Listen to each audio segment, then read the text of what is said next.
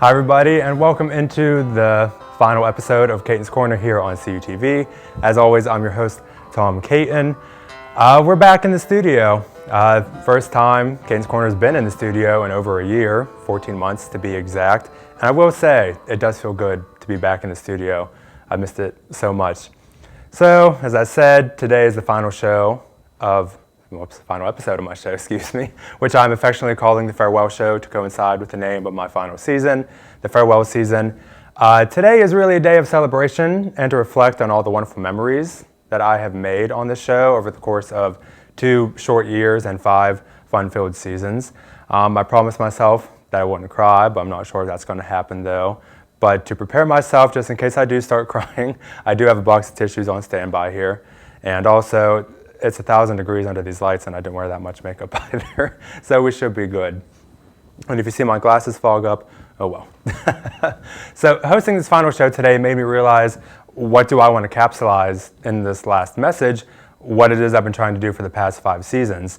Overall, my personal goal while hosting this show was to simply either brighten up or bring some interest into your day.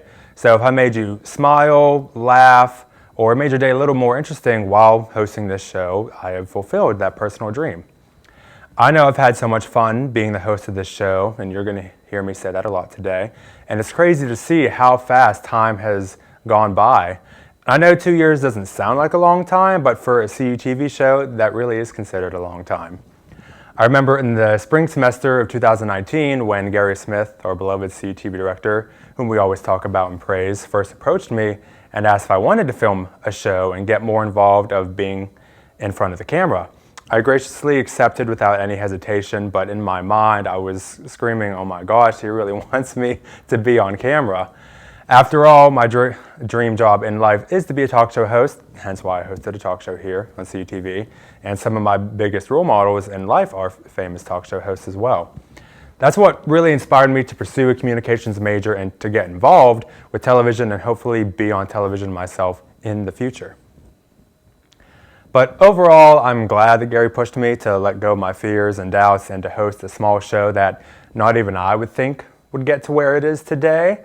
I remember in the days leading up to the premiere episode, I felt like a crazy person and that I was running out of time to get stuff done.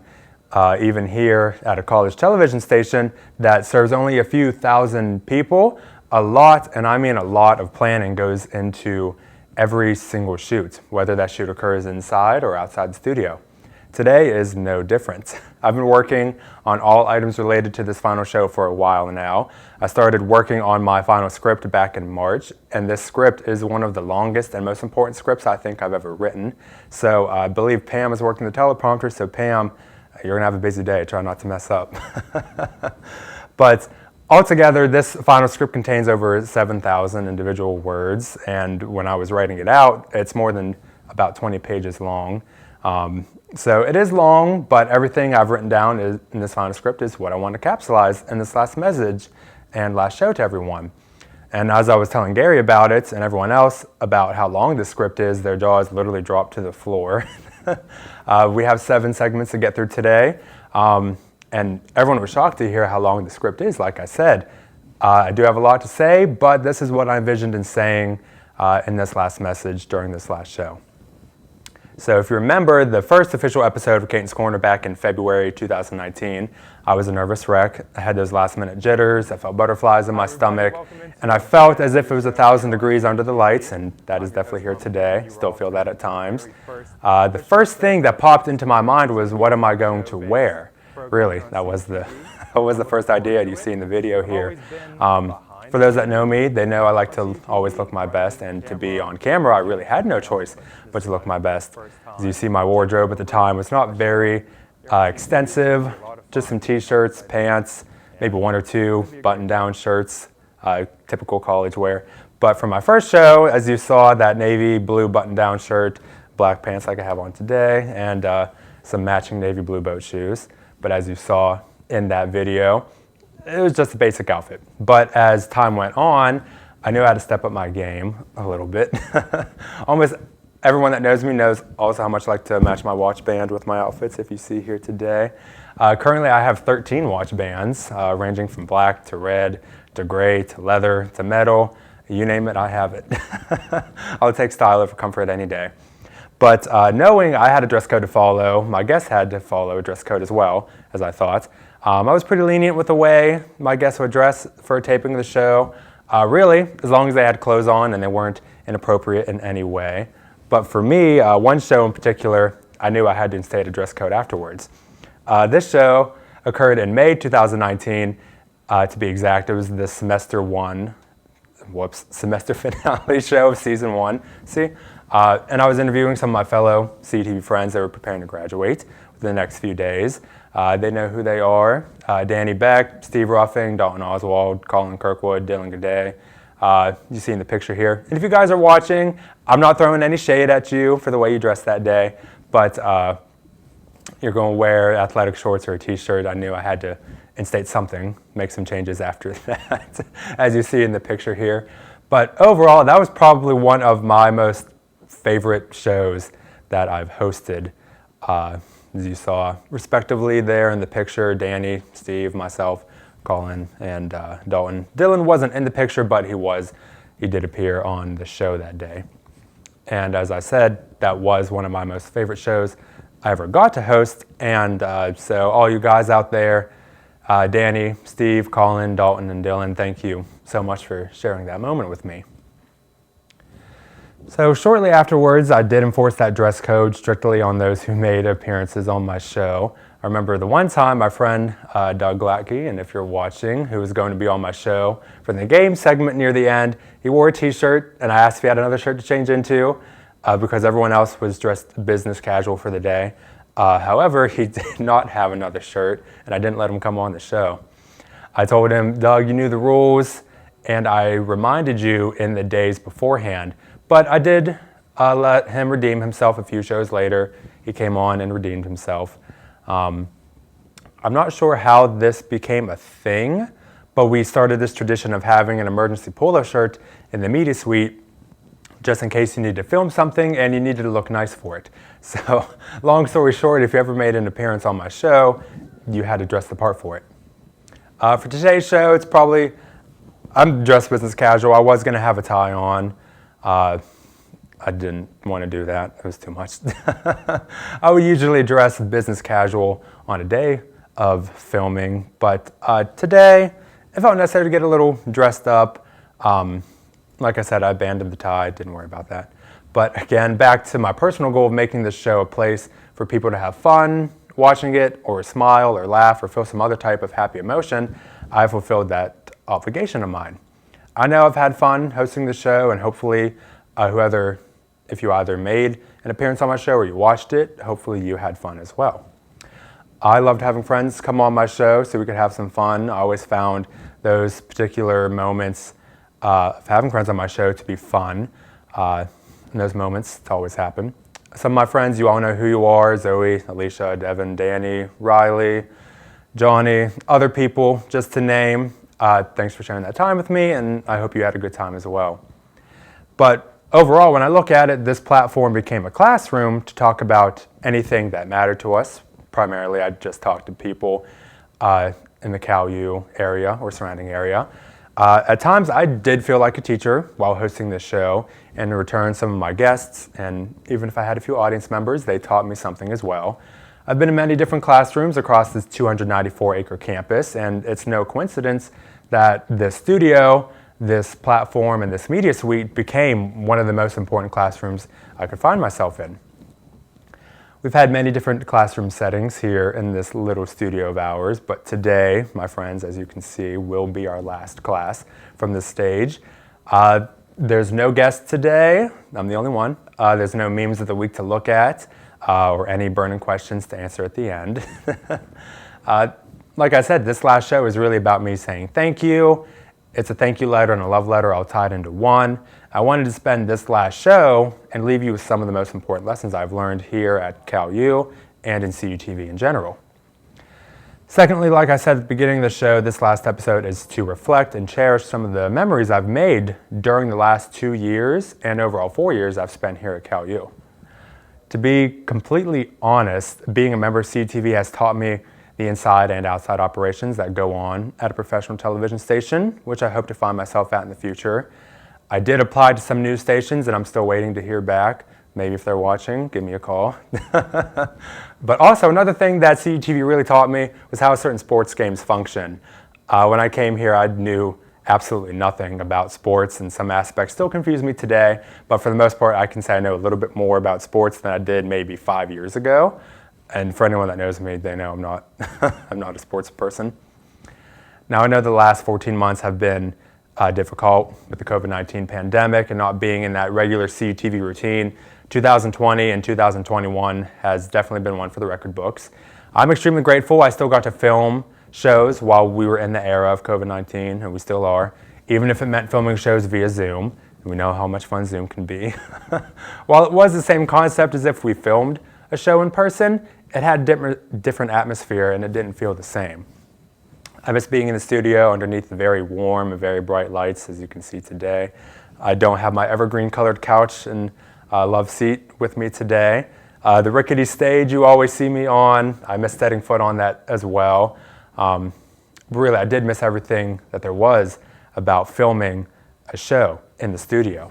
But to be in the studio one last time for this farewell show, I'm very appreciative and grateful of the opportunity as today's show goes on and we get closer to the end of it and it comes time for me to say farewell because I graduate later this week in a few days, to be exact, if Gary lets that happen. I wanted to share some of the good times and important lessons I've learned while filming and hosting this show. Now, I know every time I've mentioned graduation over the course of the 2020 to 2021 academic year, Gary always made jokes about how I'm not allowed to graduate or that he would withhold my diploma from me. I always knew he was joking, but there were times even I wanted him to be serious and try to keep me as long as possible. It could happen, maybe, we'll see. But by being a member of this small, mighty CTV group, it's where I've met some of my best and lifelong friends. And like I've said, I've received countless opportunities. So as the day goes on, you will hear me say thank you quite a bit. If someone in the control room wants to keep score of how many times I say thank you, let me know after the show is over. There are so many people I want to thank, but naming them all individually would probably take a long time. And when I say thank you to those here in the media suite, CUTV, the WCL radio station, and Cal Times newspaper, you all know who you are. Thank you so much for the wonderful opportunities I've encountered and experienced, and thank you for taking the time to get to know me.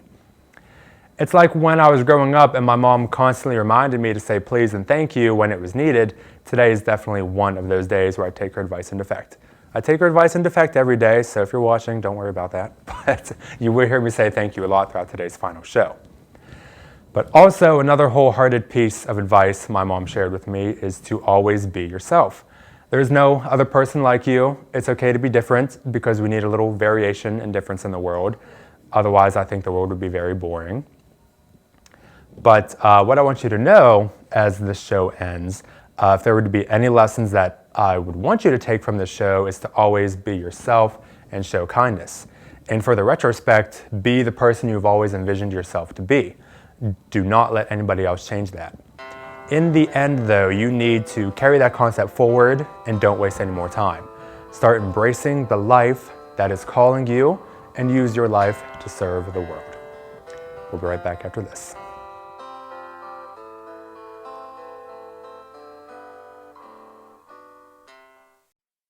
There are 16 million children struggling with hunger in America.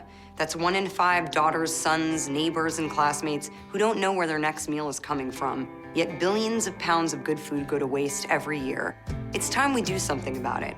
Feeding America is a nationwide network of food banks that helps provide meals to millions of kids and families in need. Visit feedingamerica.org to help them feed even more.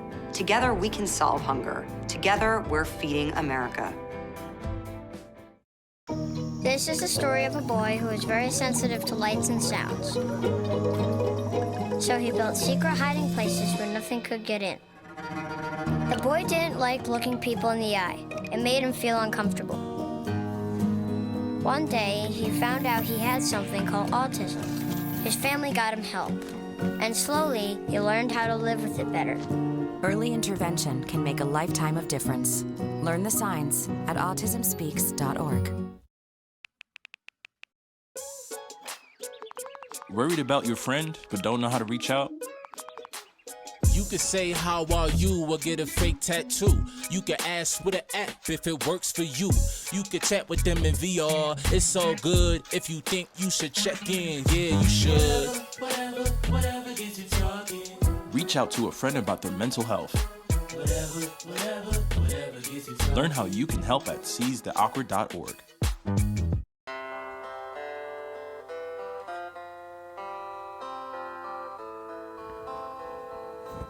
Welcome back, everyone, and here we are in our taping of the farewell show of Caton'S Corner. At the end of the first segment, you heard me say, start embracing the life that is calling you and to use your life to serve the world. What I meant by that statement is you need to figure out your calling in life. Everybody has a calling, and your real job in life is to figure out what that is and get about the business of doing it. A calling is why people enroll in colleges, for instance, or enlist in the military or find a job and stick to it. Like I said, I personally believe everyone in life has a calling. Sometimes that calling may come easier for others, but in the end, though, everyone will find their life calling sooner or later. I guarantee that. I think I have, I'm pretty sure. So, the name of my show really does live up to its name. I think it's aptly named. I tried to think of what to call my show before the first official episode premiered on CTV. I had a radio show of the same name for the radio station, WCAL, and originally thought I didn't want to use that same name for this TV show. But after some critical thinking, I ended up using my radio show's name for this show. So if you ever wondered how my show got its name, there you go. I thought calling my show The Thomas Caton Show was way too formal. I figured I'd save that name for the future when I get an official talk show, if I do. I wanted a name that was fun and kind of easy to remember, even though almost everyone who meets me mispronounces my last name. They probably might do this at graduation later this week. My name is Caton with a long A, not a short A. My name's been butchered for many years and it's only 5 letters long. I usually always hear Caton, Canton, which is impossible because my last name only has 1 N in it. And one time I even got called O Canton. I turned Irish for the day and I didn't even know about it. But the name of my show is relevant because in the course of 2 years I've had 3 different stage sets, or corners as I like to refer to it. Hence why my show was called Caton'S Corner. For the first season, my set was over in the other corner of the studio because we have 2 main sets in the studio here. The stage set here and the other corner, like I said, where I have a picture of the CTV truck up on the wall, as you can see in this picture here. Then about halfway through the second season, and then for the rest of the third season, I was moved to this stage, as you can see. This is where the news desk sat for when we filmed CUTV News Center. But in the fall semester 2019, we stopped filming News Center, and Gary and a good friend, Colin Kirkwood, brought back the talk show set. They totally surprised me the one day. I came down to the studio after class, and both of them told me, Tom, you have to come into the back and check out the set. I didn't know what was going on at the moment, but I was excited to see because those other chairs that I used, I thought they were a little bit uncomfortable. But I didn't know this, but before I came to Cal in the fall of 2017, this stage was reserved for a talk show set until News Center took over. Then my show took the set back over, so I feel proud to have brought back the talk show set to the CTV studio. Maybe I'll formally name this stage after myself, or the Caton'S Corner stage. I'll make a plaque later and we'll dedicate the moments. But when the COVID-19 pandemic broke out last March, we were all forced to go home. I only filmed 3 episodes during that 3rd season, so it was sad to totally stop all production and move back home. But for the 4th and 5th seasons, as you saw, aka the farewell season, I've been at home in my bedroom filming the show because I stayed at home. It's still a little awkward getting used to doing things virtually, but either way I was happy. I got to film some more shows. But long story short, Caton'S Corner has appeared in many corners of the CTV studio or in my bedroom at home. And I never thought I would say those words in a sentence. Everyone in life you see that here. So whoever takes over the stage next after my departure, I wish you the best of luck. I've had many great memories made on the stage, and I'm certain whoever here is next will make great memories as well. Like I've been saying, today's final show is for celebration and to reflect on those memories and lessons I've learned while hosting this show. Another big part of the show was the overall energy and attitudes of anyone who was down here at the set at the time. And it got me to think that nobody but yourself is responsible for your life. Another thing my mom taught me. All life is energy. To put it into simple words, you need to be responsible for the energy that you create for yourself, and you need to be responsible for the energy that you bring to others. A lesson and story like this connects with Dr. Jill Bolte Taylor. I don't know if you've ever heard of her before, but she's a Harvard-educated neuroanatomist, I think I said that word right, who created the quote that I often tell everyone, please be responsible for the energy you bring into this space. So I believe that everyone can always sense someone else's energy and attitude, and that can strongly affect the way something happens. I've only ever wanted good energy and good vibes while on a day of filming an episode. I had to have good energy, obviously, and I needed my guests to have good energy as well. Looking at this from a scientific point, never thought I'd break this down like this, but all life is energy and we're transmitting it at every moment, and the world is responding in kind. Also, this connects with Isaac Newton's third law of motion, if you ever paid attention in physics class. For every action, there's an equal and opposite reaction. I personally believe everybody should follow and understand that rule. It's like the golden rule, as our parents would tell us growing up, do unto others as you would have them do unto you, and treat others with kindness and respect, or treat others the way you wanted to be treated. There are many different interpretations to the golden rule. But furthermore, another great example of this is in the 1985 film The Color Purple, which is a favorite of mine. The scene that really captures what I've been talking about in regards to good energy and following golden rule is when Celie, played by Whoopi Goldberg, leaves her abusive husband, Mr., played by Danny Glover. Watch this clip and you'll see what I'm talking about. I should have locked you up and just let you out to work. The jail you plan for me is the one you're gonna rot in. Celie, get in the car. Get in the car.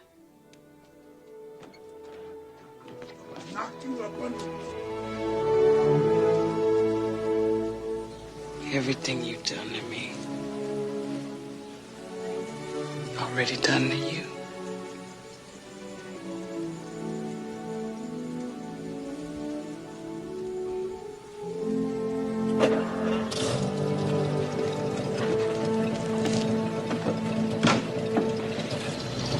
I'm poor, black, I may even be ugly, but dear God, I'm here. I'm here. That is it. Everything you've done to me, already done to you. It is really the golden rule to the 10th power, and it perfectly exemplifies what I've been talking about for the last few minutes. All the energy that you spend trying to hurt somebody else will immediately turn around and slap you in the face. That is why the energy that I put out every time for a show, with the best of intentions, I hoped that it would reach all of you and hopefully make you feel good in some way. And sometimes it reached me back in return. So overall, that's what we've learned, or mostly what I have learned on this show. You are responsible for your life, and when you get that, everything changes, my friends. So please, do not wait for somebody else to fix you, to save you, or complete you. After all, Jerry Maguire was just a movie. Look that up if you don't know what that is. No one should complete you but yourself. I've seen it with guest after guest, and in the end though, remember that when you are responsible for your life, you get free. Always keep good energy, and always be responsible for the energy that you create. We'll be right back after this.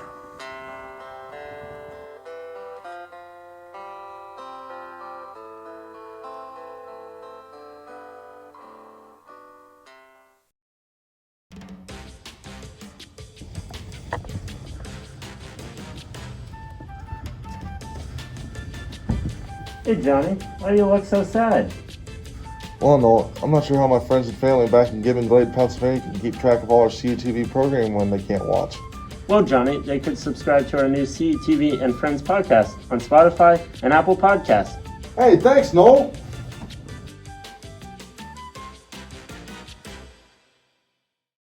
Our fellow Americans. Right now, the COVID-19 vaccines are available to millions of Americans.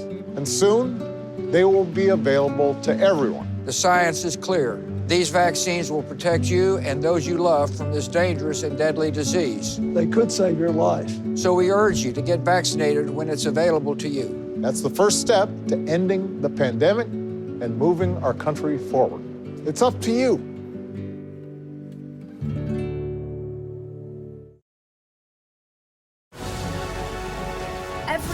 Every day, millions of people are connecting.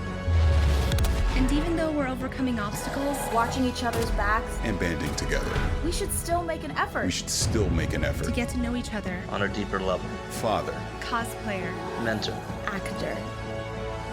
It's time we take a step forward. It's time we take a step forward. Come together and discover how accepting our differences can make us stronger.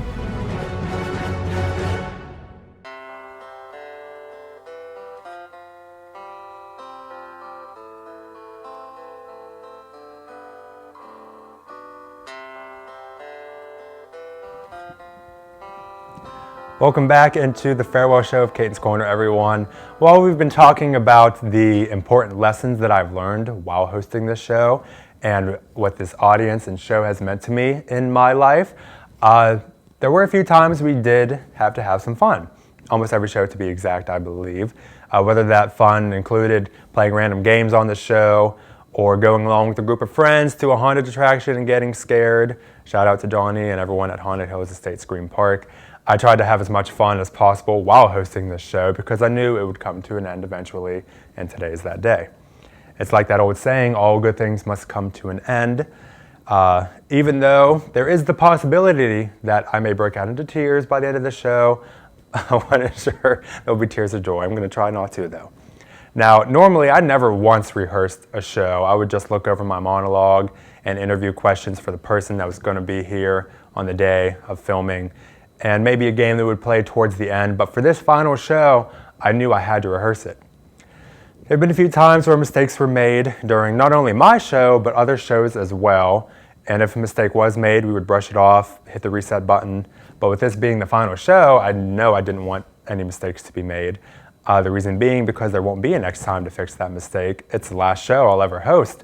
So yes, I've done a lot of rehearsing and with this final show. So far, so good. No mistakes yet, I believe, maybe. And even if I cry near the end, we won't count it as a mistake. I'm going to try not to, though. But you know, when I look back at the volume of the 30-plus episodes I've done, I'm truly amazed that There may have been maybe at least 50 episodes if some factors did not come into play. But still, for a little CTV show to host over 30 episodes is, I think, a milestone. In the 4 years I've been here, I've seen many shows come and go, but we'll always name them in our heart. There was CTV News Center, Push Our Buttons, and of course, everyone's favorite, Judgment Calls, that only lasted for one show. Those shows may have ended, but they will never be forgotten. Like I said a moment ago, I probably would have hosted more than 30 episodes if some factors did not catch me off guard. During the spring of 2019, the first season, I only hosted 3 shows, one in February, April, and May. The reason being I only hosted 3 shows was because I was extremely nervous in front of the camera. I constantly told myself, don't worry because only tens of people are watching. But yes, due to my nervousness, I only hosted 3 shows in the first season. In the second season, in the fall of 2019, I hosted about 10 shows. We did one about every other week. That was a better turnout. I practiced a little bit at home over the summer, so I wasn't so nervous. But for the third season, last year, I only hosted 3 shows again. I would have hosted more shows, but you know, COVID-19 broke out. We're all forced to go home and totally stop production. But also at the time, we didn't really know how to operate Zoom the best, and we just did so much better when we were in person. When the farewell season started last September, I hosted about another 10 episodes. We understood how Zoom operated. We began to film shows on Zoom, even though I secretly wished we could be back in the studio. But here we are for the final show, the farewell show. This show has been one crazy and fun adventure, and for those who took the ride along with me during the show, your presence has been greatly appreciated. I know this show will not be forgotten, at least by me. Like I've said before, I've had so much fun hosting this show, getting to know and interview some amazing people, gaining valuable experience that I cannot believe is all about to come to an end here soon, maybe the next 20, 30 minutes or so. Even though the show is ending, the influence that is strongly present within the media suite here will not end. New people will arrive after I depart, and trust me, I will be staying updated with all the content that will be posted on CUTV in the future. So if you ever watched a talk show before, you may have noticed that a studio audience is part of the show and the experience. Unfortunately, we didn't have that aspect here quite too often. I know I didn't have a studio audience joining me until about halfway through the second season. I tried to coax many people to come down and be a part of the studio audience if their schedule was free. Unfortunately, when you're a college student, you don't get so much free time. Then of course, when the pandemic hit last year, we had to stop production entirely, like I said, move back home. And then when we started the season back up in the fall semester of last year, we went back to that aspect of not having a studio audience join me. If they wanted to, maybe they'd have to join on the Zoom call. Some people have asked me if I found it awkward to not have a studio audience at times, and I agree with them with that for the most part, but there were so many times I told a funny joke during my monologue or an interview, and only I laughed at it. Maybe some people were laughing in the control room. But I've gotten used to the fact of not having a studio audience. It did bother me a little bit not to have an in-studio audience, but I knew there was an audience watching me online. So again, thank you for the support and watching this show over the last 2 years. So in today's world, there are many definitions to the word validate. It could mean someone was validated on social media, something was declared legally valid, or to demonstrate or support the truth or value of something. In this case, I want people to know the last definition that I just said, to demonstrate or support the truth or value of something. For example, having your feelings validated or understood can lead to positivity within relationships. Basically, when you look at it, I've had a relationship with this show and the audience of people that watched. It is important that people know that their feelings or well-being, it should be validated at some point in their lives. Hopefully it happens early on in life. Because often at times we don't feel good enough or smart enough or pretty enough or thin enough or worthy enough. Deep down, I personally feel that hosting this small show on a small YouTube platform has taught me that everyone born is worthy. Remember that you alone are enough. Everybody wants to feel that sense of validation, and if I could reach through this screen and get the chance to sit down with any of you, I would tell you that every single person you ever will meet in life shares that desire of being validated, being understood, or being valued. Validation has worked for this platform, and I guarantee you it will work for your platform as well. Never be afraid to put yourself out there and find that sense of validation and value. We'll be right back after this.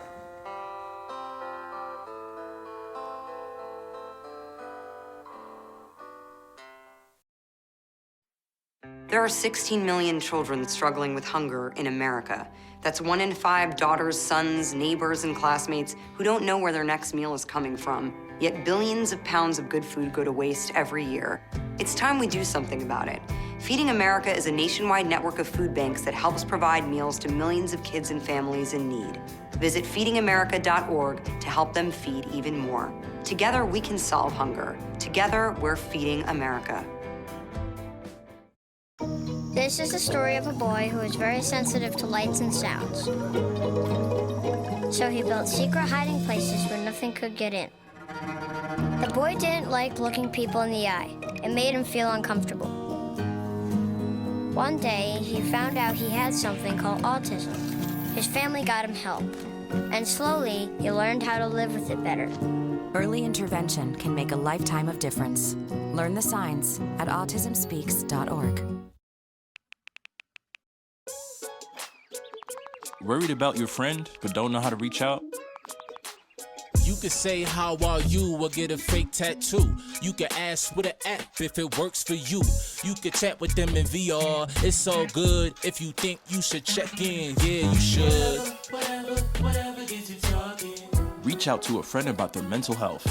Whatever gets you talking. Learn how you can help at seizetheawkward.org.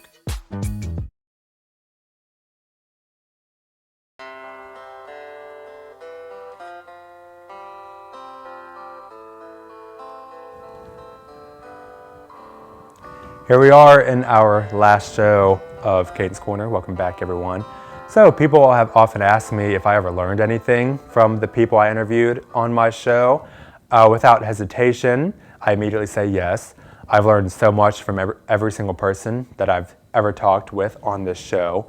Whether that person was a friend, a CalU professor, a CalU student, athlete, or some other faculty member, every person I've met and talked with taught me something. And that something could have been an event they were here to promote, like the time I had Marissa Sorensen and Jeremy Mackey join me to talk about Elf the Musical. Or maybe it could have been when I had Dr. Melissa Sovak on, a CalU mathematics professor who was here to talk about her newly released novels. And of course she brought her dog with her, so I loved having dogs on my show as well. But every single person that has been on the show taught me something. One of the most important and delightful interviews I've ever had the pleasure of conducting was when I interviewed former University President Geraldine Jones this past December. She was my only guest for the day, and she was here to talk about her retirement plans, the plans for safely reopening the CalU campus for the spring semester, despite the pandemic, and some other fun stuff. But during our talk, President Jones taught me one of the most valuable lessons I could have ever received during my time here at CalU. It was a lesson of helping others and how helping others can help them remember who you are. She quoted the great Maya Angelou, one of my favorite poets of all time. People will forget what you said, people will forget what you did, but people will never forget how you made them feel. That is such a strong and inspirational quote. And when President Jones, upon hearing that quote, it inspired me a bit because in a few years from now, some of you might have forgotten what I did on the show, what I said on the show, but hopefully you will not forget how I made you feel while hosting this show. During that episode, President Jones and I also got on the topic of legacies. I asked her what kind of legacy she wanted to leave behind upon retiring as university president, because I personally believe everybody in life should try to leave behind some kind of legacy or story that should inspire others, should be told for generations. President Jones said her legacy that she wanted to leave behind was how she wanted to let others know how much she cared about the CalU students and CalU faculty. She loves to see students succeed in life and loves to see faculty treated with the utmost respect. Here is a little clip as to what President Jones and I talked about when she stated that Angelou quote. Take a look. So I personally believe that everyone in life, they try to leave behind some sort of legacy. What do you want your CalU legacy to be? You know, when you think about it from the university standpoint, in the years that I've been in this role here, some good things that have happened. We now offer doctoral degree programs, you know, that came under this time. We've expanded on, we now have our undergraduate center for undergraduate research and study. But on a personal note for me, what I would like my legacy, part of it to be that, and I think those who know me, I want to believe would agree with that it's all about our students, that I care about our students, the success of our students.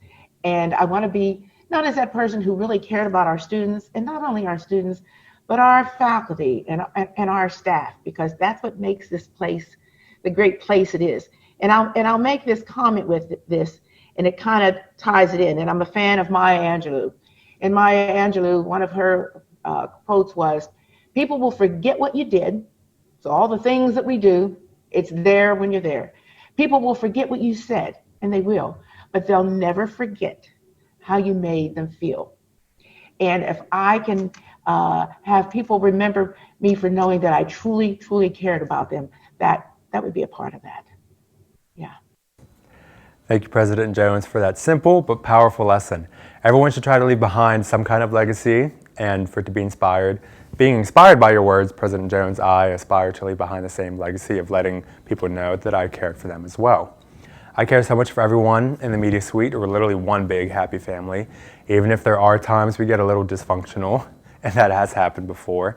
But thank you so much, former University President Jones, can't say that, for your lessons that you taught me and hopefully others that day during our talk. And if you happen to be watching this final show, President Jones, first of all, hello, thank you. I hope you're enjoying your time in retirement. We all miss seeing you here on campus, and hopefully you are able to come visit sometime soon. But we all hope that you, Jeff, and the rest of your family are doing well and staying safe. Over the course of this show, I tried to remain as professional as possible, and for the most part, I can say that I did. However, that does not mean there was a slip up here at a time or two, and there was not just on my show, but other shows as well. Thank goodness for post-production. Because in post-production, we edit out all of the parts that weren't really necessary or the parts that made you go, whoops. That's probably why I only filmed 3 episodes during the first season. I'm not sure. I know one story in particular that will probably be passed on and talked about for years to come is the time I had a microphone clipped onto me for the very first time. We were filming a segment for the show Push Our Buttons, which featured numerous CUTV students playing a video game called Super Smash Bros, if you ever heard of that. I had a microphone on, and within the first 5 minutes, I said not 1, but 2 swear words. Thank goodness we weren't filming live. I did say the S word and the D word, but in my defense, we were playing a video game and I died. I never stopped hearing that story. Gary brings it up every time we talk about getting a new person in front of the camera. I go along with it.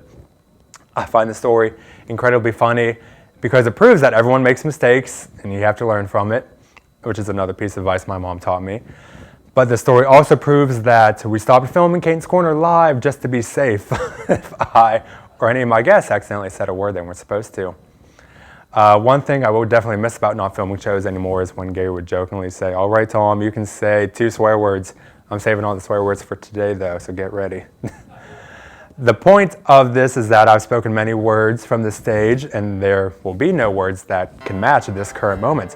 I could say thank you, or bye everybody, or anything else, and it would not match this moment here, this last show. I could say it 100 million times, and it wouldn't match anything. We'll be right back after this.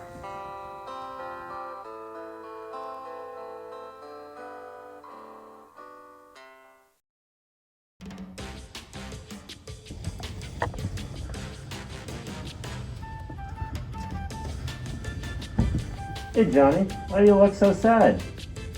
Well, no, I'm not sure how my friends and family back in Gibbon Glade, Pennsylvania can keep track of all our CUTV programming when they can't watch.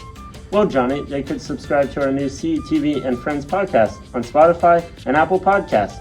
Hey, thanks, Noel.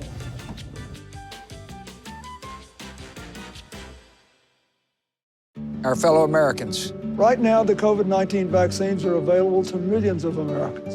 And soon, they will be available to everyone. The science is clear. These vaccines will protect you and those you love from this dangerous and deadly disease. They could save your life. So we urge you to get vaccinated when it's available to you. That's the first step to ending the pandemic and moving our country forward. It's up to you.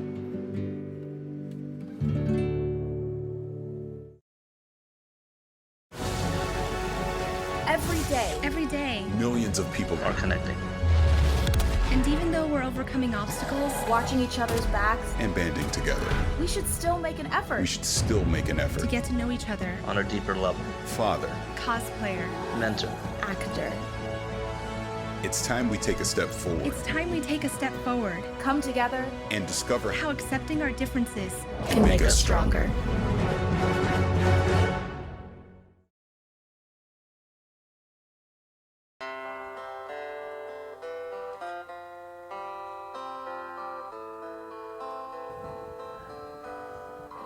Welcome back, everybody. Here we are in the middle of filming the farewell show of Caton'S Corner. People have asked me if I have regrets. I have none really while hosting this show. But the one thing I feel I was not able to bring enough attention to, although I tried in quite a few shows actually, was to talk about and bring awareness to autism. For those that know me, they are aware that I myself have been diagnosed with a form of autism since I was about 7 or 8 years old. The form of autism that I have is called Asperger Syndrome, and this developmental disorder affects the ability for a person to effectively socialize and communicate with other people. Asperger Syndrome is a condition on the autism spectrum, but it is known to have high-functioning people compared to other forms of autism. Now, there are a few cases that can be more severe than mine, but to most people, at first glance, I look normal. They are totally unaware that I have a form of autism. That is why April is such an important month for me, because it's Autism Awareness Month, and April 2nd is recognized as World Autism Day. Back in March, I had the wonderful opportunity to speak with an expert on autism. I spoke with Stephanie Stern, who works in the CalU Counseling Center. Our conversation was one of the most important and influential interviews I've ever done while hosting this show. Hopefully that interview brought some insight to those who maybe don't understand autism that much or how it affects those with daily struggles. Also on that day, it was the first time ever I announced that I had autism while hosting this show. Like I said, so many people look at me and they don't think I'm wired correctly, when in fact, I am not wired correctly. And I'm totally fine with that. It's like I said earlier, we need some variance and difference in the world. But if you watch this short clip from my interview with Stephanie, you'll understand what I'm talking about. For right now, a lot of people, if I were to tell them, they tell me, oh, you look completely normal. But I know about 10 years ago or so, you could definitely tell that I had something wrong with me, and I know I got bullied for it. Thankfully, I had my sister, my twin sister, with me to help me through it when we were in elementary school and junior high and all that. But just so many people don't really understand it. And why do you think that so many people might not fully understand the concept of autism?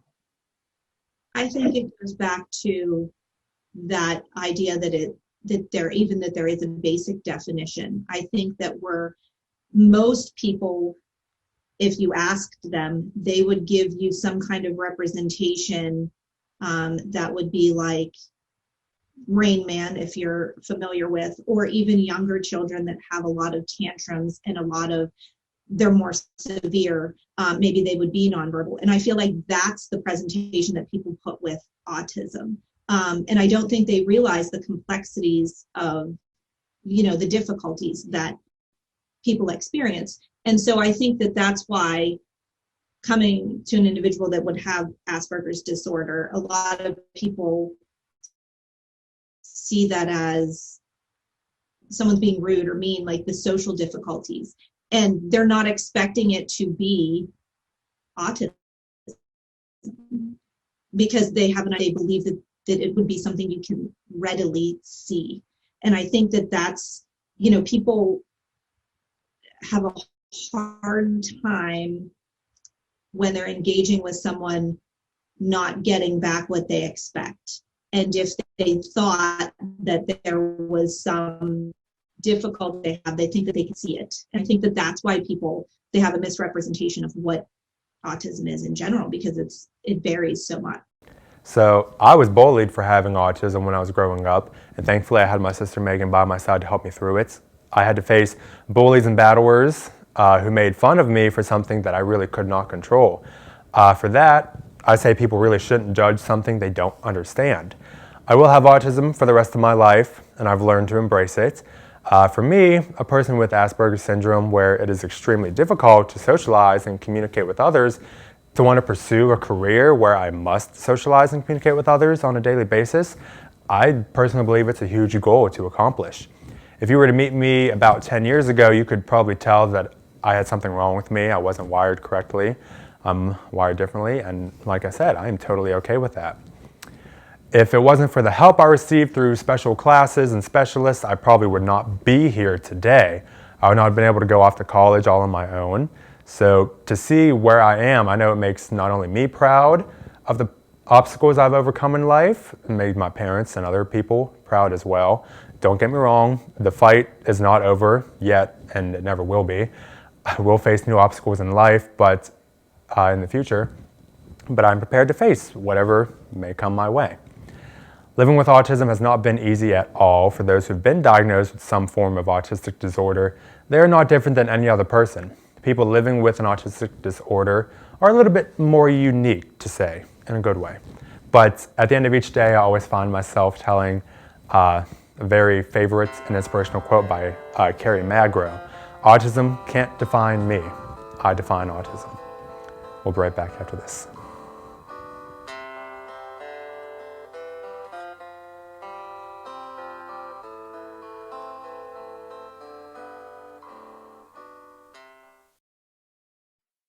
There are 16 million children struggling with hunger in America. That's 1 in 5 daughters, sons, neighbors, and classmates who don't know where their next meal is coming from. Yet billions of pounds of good food go to waste every year. It's time we do something about it. Feeding America is a nationwide network of food banks that helps provide meals to millions of kids and families in need. Visit feedingamerica.org to help them feed even more. Together, we can solve hunger. Together, we're feeding America. The This is the story of a boy who is very sensitive to lights and sounds. So he built secret hiding places where nothing could get in. The boy didn't like looking people in the eye. It made him feel uncomfortable.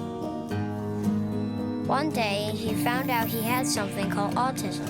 His family got him help, and slowly, he learned how to live with it better. Early intervention can make a lifetime of difference. Learn the signs at autismspeaks.org. Worried about your friend but don't know how to reach out? You could say how are you or get a fake tattoo. You could ask with an app if it works for you. You could chat with them in VR. It's all good if you think you should check in. Yeah, you should. Whatever gets you talking. Reach out to a friend about their mental health. Whatever gets you talking. Learn how you can help at seizetheawkward.org.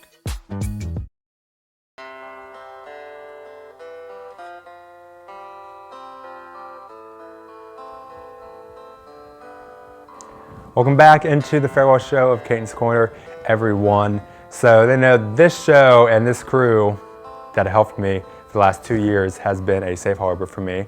The studio really became a safe haven for me, a place to escape and unwind throughout the day when I didn't have classes or just simply wanted to come down and hang out for a little bit. As I stated earlier, whoever takes over the stage next after I depart, please don't take your time here for granted. When I started my freshman year here in August of 2017, I knew 4 years would fly by quickly, but at the same time, I tried to savor each moment and memory that I've made while being a member of CETV.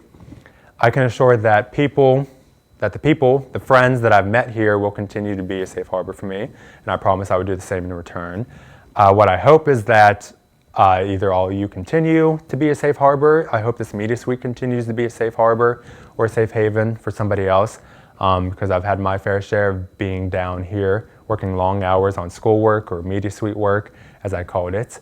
There were times I'd be down here till past midnight, and I'm pretty certain some of those can relate to those all-nighters. Either way, CalU has been a second home for me for the last 4 years, and I'm sad to see it all end. But this media suite and the people that I've met in it have been more like a second family to me. Also, I promise to visit sometime in the future. I can never forget, I can't leave the people that have helped me out so much, and I hope that all who are still here after I depart, like I said, continue to be a safe harbor for somebody else. They're a safe place to be whenever they need it, just like I mentioned a moment ago. So nothing is set in stone for right now, but I do have an exciting announcement to make. Gary and I talked about it a bit, and while the show may be the last show I host for now, there's always the opportunity and the possibility of returning in the future for some alumni shows. Here in CUTV, we always try to get alumni to come back for show appearances or to host their own show, but you can reassure that I'll be making appearances here in the future on CUTV and CUTV Sports 1. You can definitely count on that. You can't get rid of me that easily. Like I mentioned earlier in the show, there are so many people to thank for helping me along this wild and crazy journey. The biggest of all thank yous, of course, goes to Gary Smith, without a doubt. Gary, you've helped me out so much in so many ways. He does know that, but I feel like we don't thank him enough. Even though the show is coming to an end and I graduate in a few days, if Gary gives me my diploma, that does not mean I will forget anyone or forget the memories I've made. I'll cherish everyone that I've met here and cherish all those memories I've made here as well. Other people to thank include Pam Delvin, the mother of the media suite, as we often say. She's always been here for us, and I know she'll continue to be here whenever we need her. So Pam, thank you very much for everything you've done for all of us. I'll definitely miss our times we spent together watching Christmas movies in your office, and we drank peppermint mochas around the holiday season. Those were good times. Also, another person to thank is Jeff Helsel for showing me the ropes in the Cal Times and a few things with CUTV. Jeff has taught me everything there is to know about the newspaper industry, and I would mostly consider myself an avid journalist.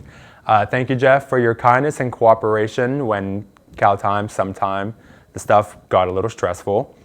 Lastly, I want to thank the friends that I've made in this club. You all know who you are: Nolan, Johnny, Devin, Danny, TK, Zoe, Alicia, anyone else that I name in my heart. I can't remember if I forgot anybody. If so, shoot me a text.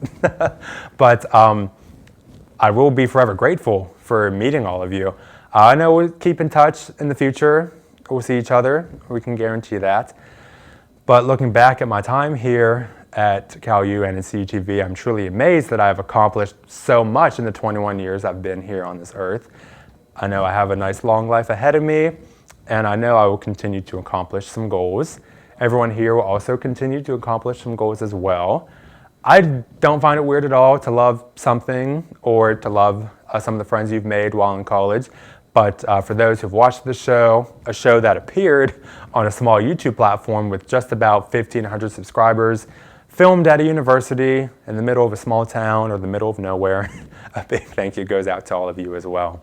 It really is no coincidence that I grew up to feel the genuine kindness, affection, trust, and validation from many family members and friends. I have felt my happiness, the most happy while attending this university.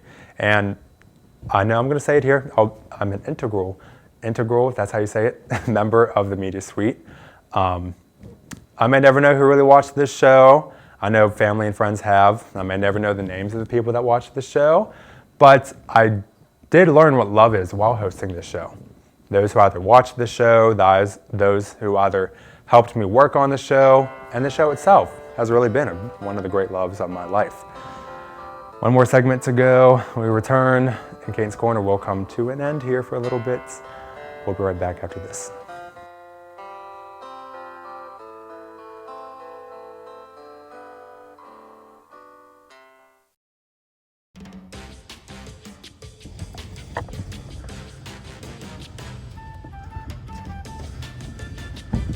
Hey Johnny, why do you look so sad?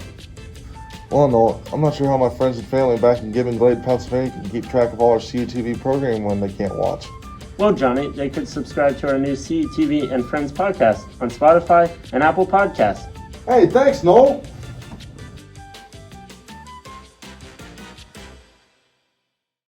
Our fellow Americans. Right now, the COVID-19 vaccines are available to millions of Americans.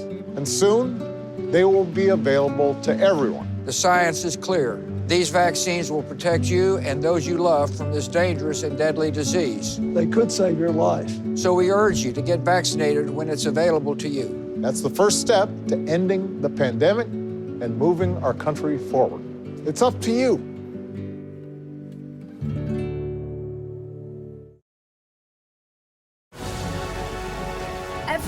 Every day, Millions of people are connecting and even though we're overcoming obstacles, watching each other's backs, and banding together. we should still make an effort We should still make an effort to get to know each other. On a deeper level. Father, Cosplayer, Mentor. actor. it's time we take a step forward It's time we take a step forward. come together and discover How accepting our differences can make us stronger.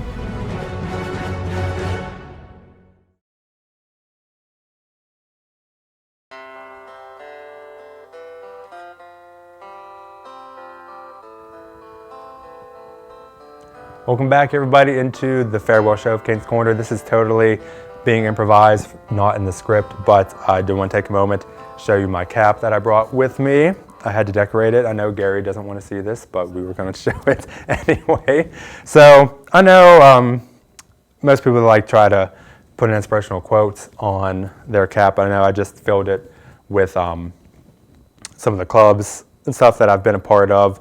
CUTV, Cal Times, a radio station, University Honors Program, Cal U for Life, as it says here on my tassel. But I want to thank my sister for helping me out decorate this, and you will see me wear this in a few days, hopefully, maybe.